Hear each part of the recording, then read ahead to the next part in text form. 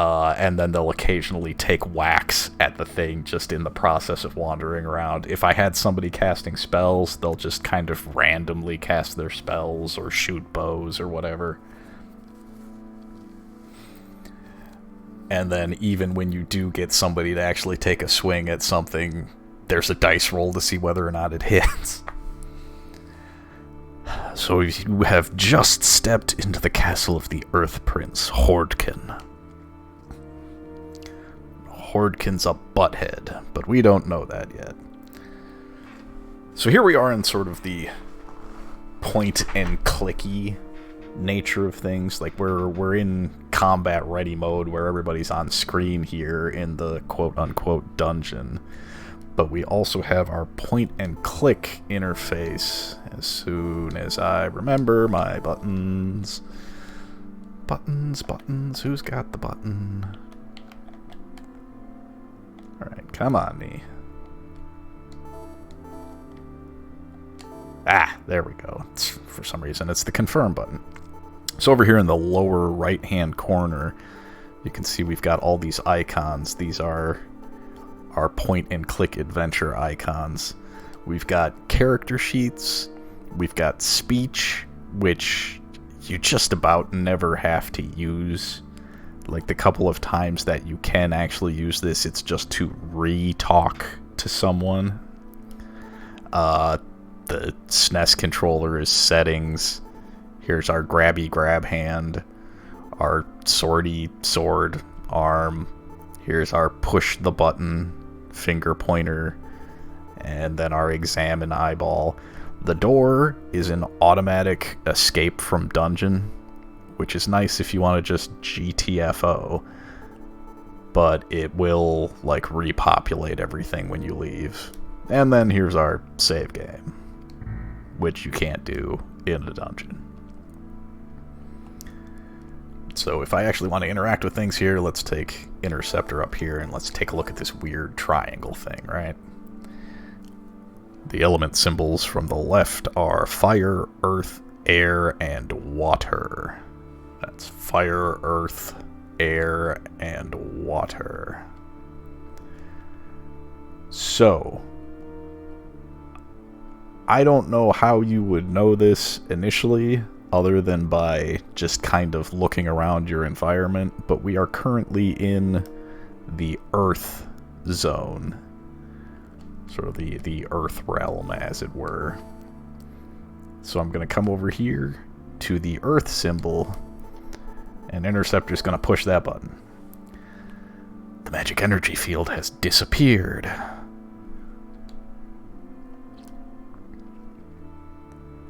I could push any of the other ones and it would just summon a monster for getting the wrong answer.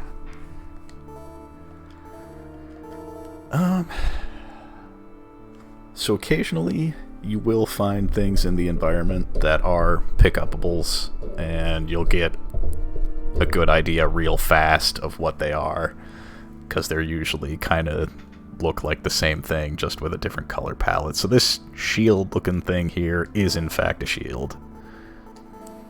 It's a buckler. So we're going to have Interceptor grab that with our grabby hand. Then we're going to go to our character sheets. Weapons and armor. The inventory system's a little weird to navigate. Things are equipped based on whether or not they have an asterisk next to them there.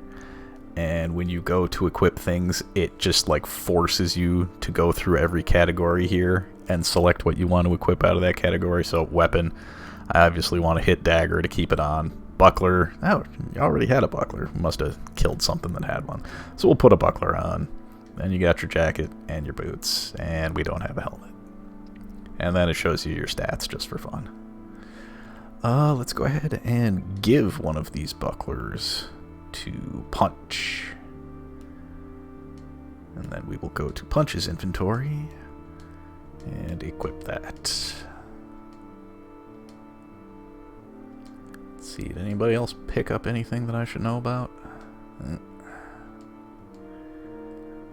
I think you two are the only ones that have killed anything. I'm pretty sure items go to whoever got the killing blow.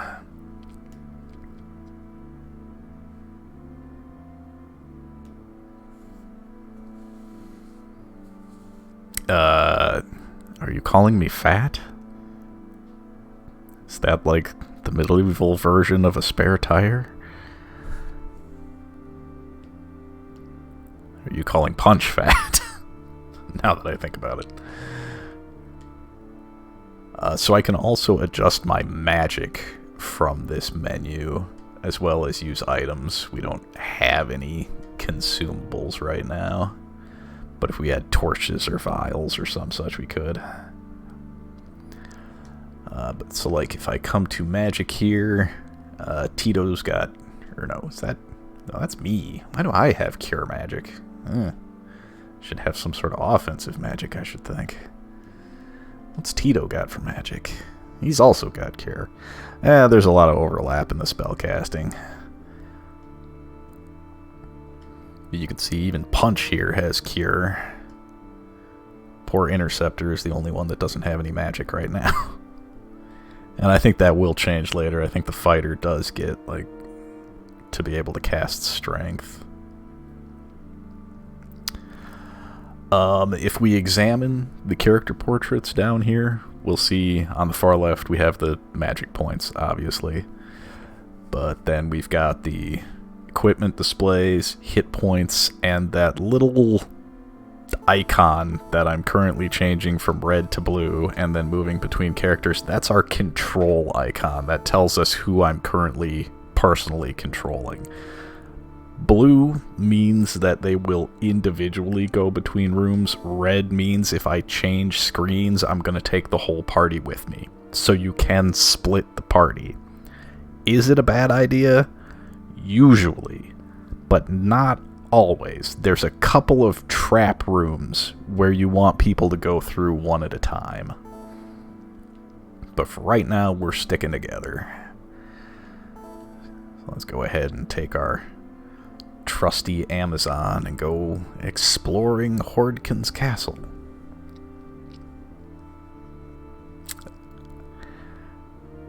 Now, why shouldn't we trust you, Interceptor? You seem very trustworthy. You hear a weird noise coming from the next room. It might be Punch. It might be the cats. It could just be that horrendous Minnesota wind. So, fun fact, lighting is a thing in some rooms. We have these nice little torches sitting here, and we can in fact take them. And it does make the room a little bit darker.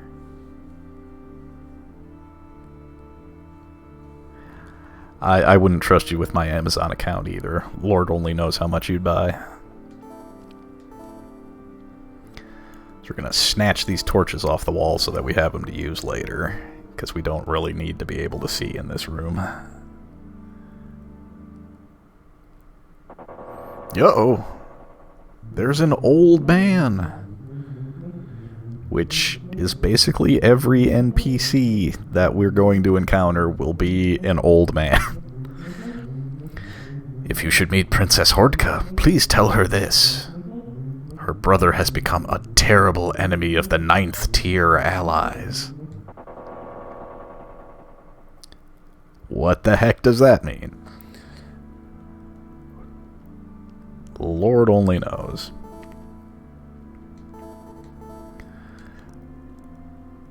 So a lot of times there's not a whole lot to see in rooms. Again, the point and clicky nature of this was toned down from the Amiga. So you get into a room like this and you're like, oh, maybe something's here. No, there's nothing here.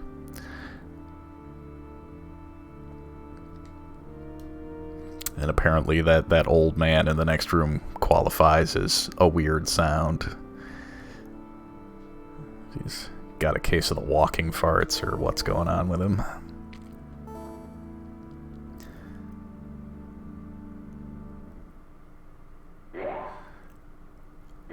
And here's the tagline for the game.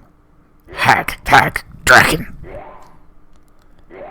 Now, is this guy actually an enemy? Are we going to fight? Yes, we are going to fight him. There's a couple of Drakkhen in this castle that are just like servants that aren't interested in actually mixing it up. Oh god, Punch! Oh, this thing's kicking our butts. Whew. Ooh, good job, Interceptor. Those were some big hits. So when the party is deployed and actually visible on screen, and not in like the overworld map where you can't see them and you're moving around the overworld, when they're deployed, you will regenerate both magic and hit points just hanging out, being on screen. In dungeon, that's not really a problem. We can just sit here and heal up. But when you're out in the overworld, you're obviously constantly under attack. So trying to just stand there and heal tends to not work too well. We do, however, have magic. Let's see if I can get Tito to do a little healing. Well, okay, does that just affect him, or... I forget how targeting magic works for friendly spells.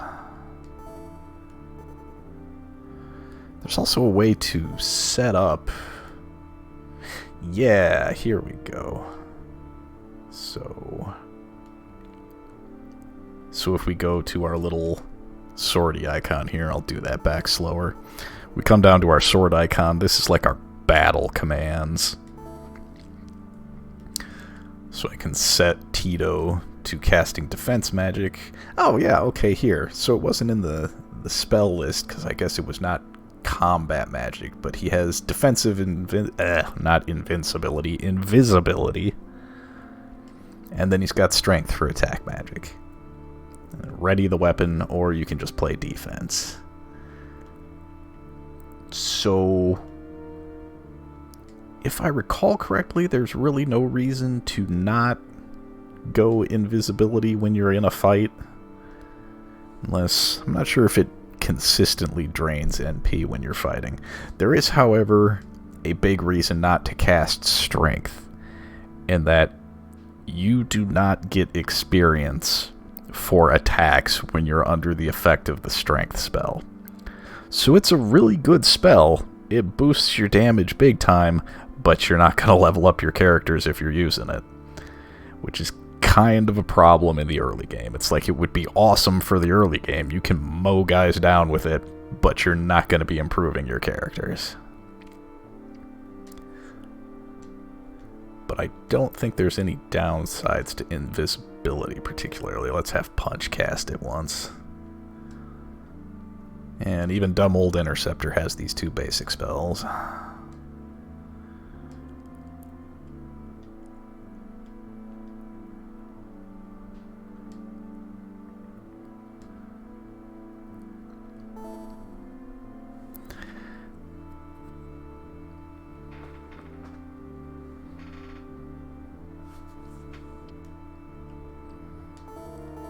Yeah, okay, so Punch isn't currently casting invisibility because there's no enemy currently on screen. I think he'll cast it as soon as an enemy appears.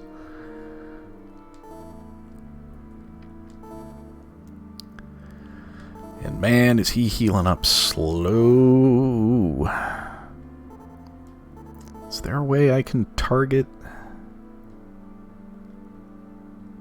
Like if I select him like that, can I target heal him?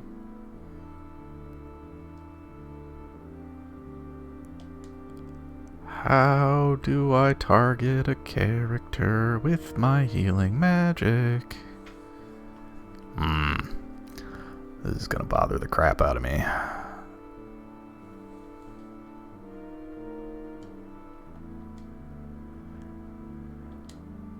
Guess maybe just have to do it to yourselves. Or is that not even a heal? Is that a condition removal? Didn't boost his hit points, and it must be a condition removal. It's been a while since I played this. I did, like, do a full playthrough of this, like, 2 years ago, but, you know, I can only brain so much. Anyway, lots of bucklers on the walls.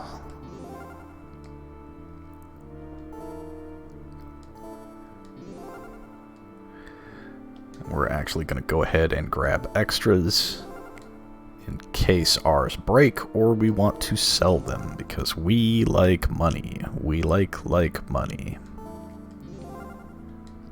And I got a rod.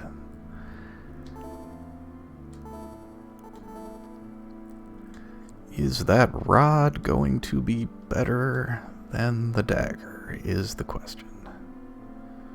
Let's see, what's the dagger right now? Power, defense, agility, maximum health points. Forget if this visibly puts the stats up when you put equipment on. I think it must. Yeah, so 22 with the dagger. Switch to the rod. 37. Yeah, way more power than the dagger.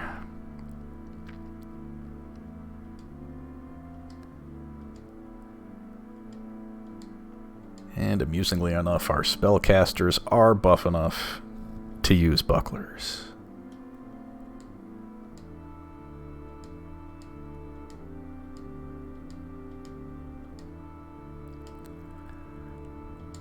So this game is fairly slow going with the menuing, and it's extra slow going when I'm playing it. Because I move at a glacial pace. Anything on this table? Nothing unusual, it says.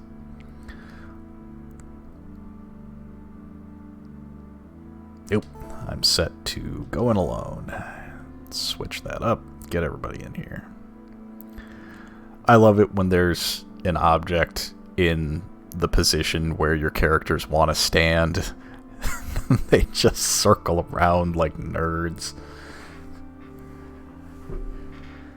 Anyway, we got swords here. Let's see, punch. Go grab one of these off the wall, see how good it is. Short sword. Interceptor. Go grab the other one. Maybe it's better than the rod.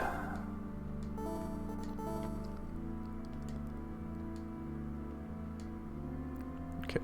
Now, I think they helpfully arrange these things for you so that, like, descending order top down is the power curve on things, so you're not necessarily having to guess what's stronger. So I think dagger's weakest, then rod, then short sword. Yeah, okay, so short sword was 12 more points of power than the rod even. Let's go ahead and hand the rod off to Tito and let him thump things. Punch, put on that short sword. Tito, use that rod. Giggity.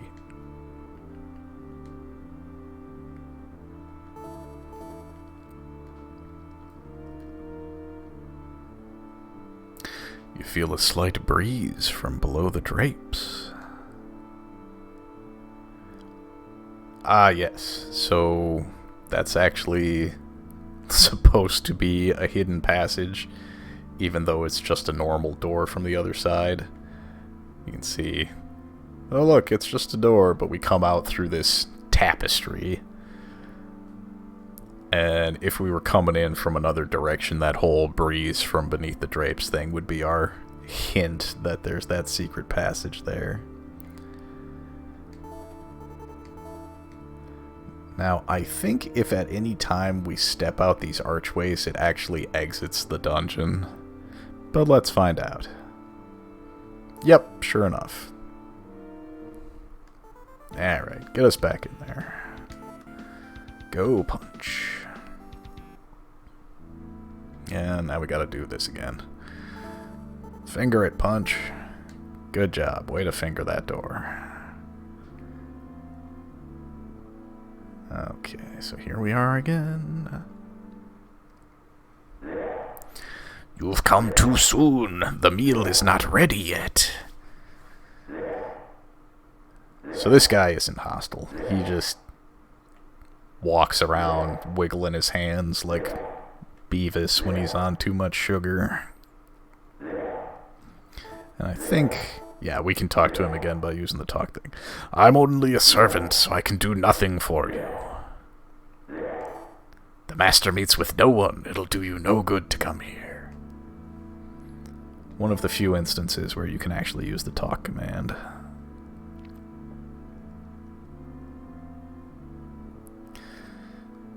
More free torches. Anything on the shelves? Nope, nothing there. Nothing there. What about this haystack? I'm just kind of being a nerd here. I know there's not squat in here. But you wouldn't know that if it was your first time playing. Hey, leave the kitchen. You are not part of the staff. Again, this dude's not hostile. He's just kind of a douche. Go away. If you don't, I'll call a guard. Oh yeah, bring it. Ugh, I can't take any more of this. Guards. Yeah. Oh, geez, interceptor. Come on, guys, you can do it.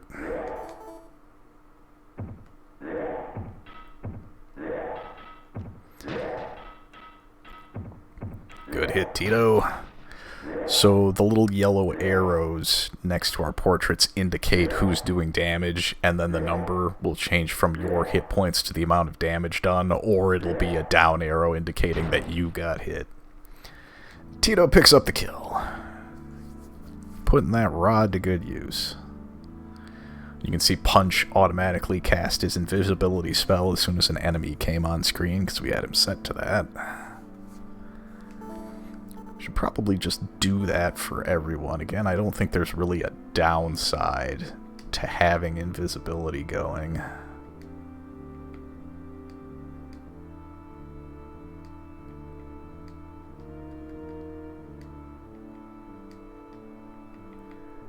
Just improves our invasion.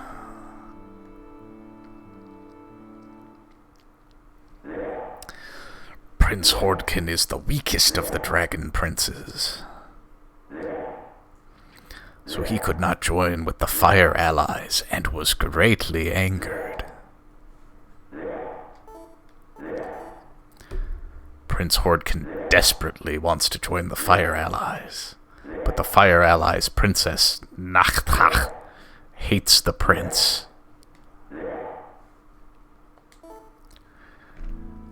So, again, it hasn't been mentioned yet, but we're in the Earth Realm, so Hordkin is the prince of the Earth Realm. And we just found out that the princess of the Fire Realm doesn't think much of him. Hey look, more free torches.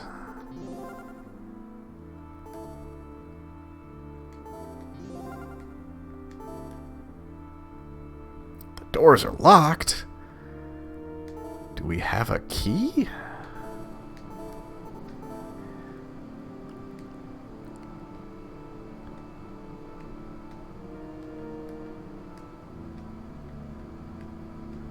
No, we do not have any keys yet, and we also don't have an unlock spell yet, so it looks like we gotta go back.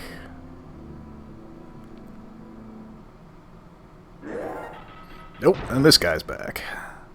And, whew, Tito smoked him.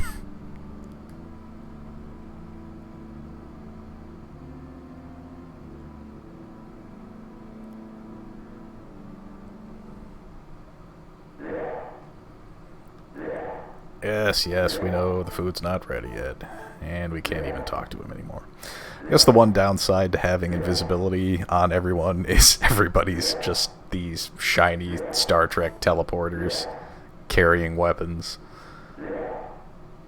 Kind of makes it hard to figure out who's who. But hey, that's the price of safety, right?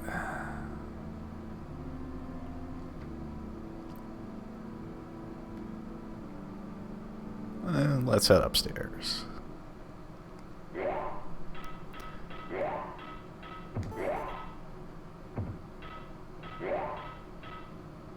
Oops, accidentally left the room.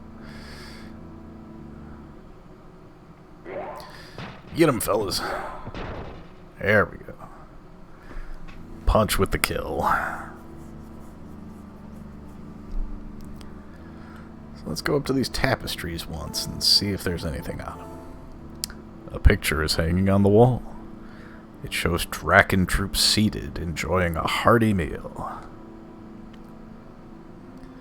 What about this one over here? There's nothing unusual. Am I not standing in the... There we go. Words are carved on the wall. Drakkhen lords pay honor to Prince Drakkhen. And behind them are a large group of Drakkhen knights. Now that's... I wonder if that's a translational issue. It says words are carved on the wall. And it's like, okay, Drakkhen lords pay honor to Prince Drakkhen. But then it gives you a description like you're looking at a picture instead of reading a sentence here. So it's like, is this a painting of Prince Drakkhen being honored by his Drakkhen knights, or did somebody just carve the words into the wall? Who knows? Well, we've got a closed door over here. What's this about? The doors are locked. We still don't have any keys or unlock spells. I guess we gotta go the other way.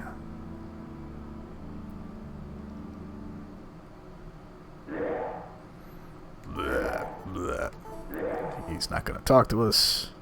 But he's also not gonna fight us. He is gonna run off like a little sissy bitch to go tell the prince that we're on our way.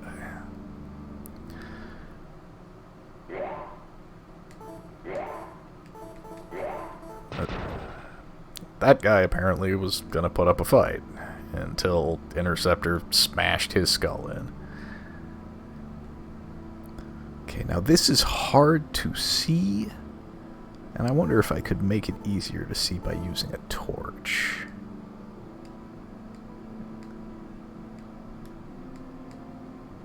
Torch was lit. Alright, we got a little more light, but if you see this end table